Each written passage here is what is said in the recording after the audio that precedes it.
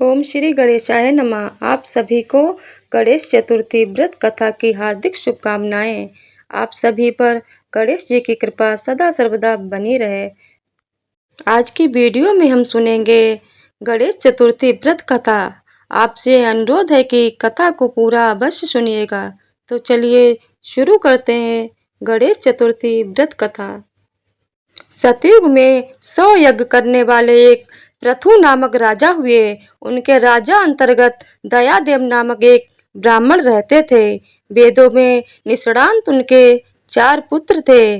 पिता ने अपने पुत्रों का विवाह ग्रह सूत्र के वैदिक विधान से कर दिया।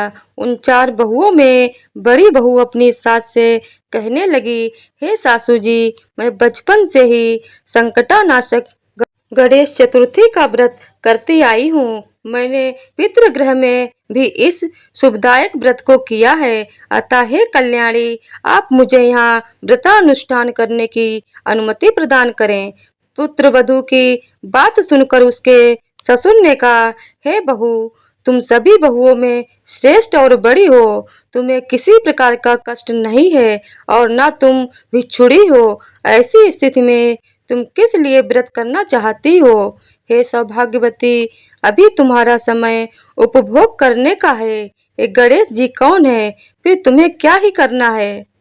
कुछ समय पश्चात बड़ी बहू गर्भ से हुई। 10 मास बाद उसने सुंदर बालक का प्रसव किया। उसकी सास बराबर बहू को व्रत करने का निषेध करने लगी और व्रत छोड़ने के लिए बहू को बाध्य करने लगी। व्रत भंग होने के फलस्वरूप गणेश जी कुछ दिनों में कुपित हो गए और उसके पुत्र के विवाह काल में वर वधू के सुमंगली के समय उसके पुत्र का अपहरण कर लिया। इस अनहोनी घटना में मंडप में खलबली मच गई। सब लोग व्याकुल होकर कहने लगे, लड़का कहाँ गया? किसने अपहरण कर लिया?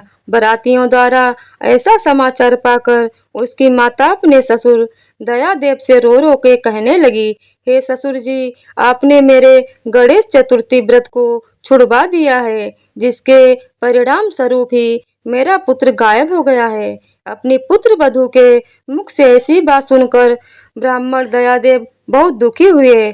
साथ ही पुत्र वधू भी बहुत दुखी हुई। पति के लिए दुखी पुत्र वधू प्रतिमास संकटानाशक गणेश चतुर्थी का व्रत करने लगी। एक समय की बात है कि गणेश जी एक वेदज्ञ और दुर्बल ब्राह्मण का रूप धारण करके भिक्षाटन के लिए इस मधुर भाषिणी के घर आए। ब्राह्मण ने कहा कि हे बेटी, मुझे भिक्षा स्वरूप इतना भोजन दो कि मेरी सुधा शांत हो जाए। उस ब्राह्मण की बात सुनकर उस धर्मपरायण कन्या ने उस ब्राह्मण का विधिवत पूजन किया। भक्ति पूर्वक भोजन कराने के बाद उसने ब्राह्मण को वस्त्रादि दिए। कन्या की सेवा से संतुष्ट होकर ब्राह्मण कहने लगे, हे कल्याणी, हम तुम पर प्रसन्न हैं। तुम अपनी इच्छा के अनुकूल मुझसे वरदान प्राप्त कर लो। मैं ब्राह्मण वेशधारी गणेश हूँ और तुम्हारी प्रीति के कारण आया हूँ। ब्राह्मण की बात सुनकर कन्या हाथ जोड़कर निवेदन करने लगी, हे विघ्नेश्वर, यदि आप प्रसन्न हैं तो मुझे मेरे पति के दर्शन करा दीजिए। कन्या की बात सुनकर गणेश जी ने उससे कहा कि हे सुंदर विचार वाली, जो तुम चाहती हो वही होगा। तुम्हारा पति शीघ्र ही आएगा।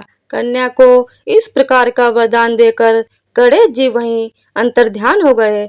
कुछ समय के बाद उसका पति घर वापस आ गया। सभी बहुत प्रसन्न हुए। विधि के अनुसार विवाह कार्य संपन्न किया गया। इस प्रकार ज्येष्ठ मास की चौथ सभी कामनाओं को पूर्ण करने वाली है।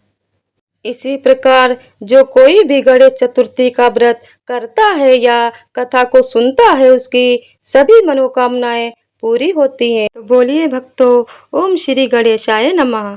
अगर आप लोगों को ये वीडियो पसंद आई हो तो वीडियो को लाइक, शेयर और चैनल को सब्सक्राइब कर दीजिएगा। धन्यवाद।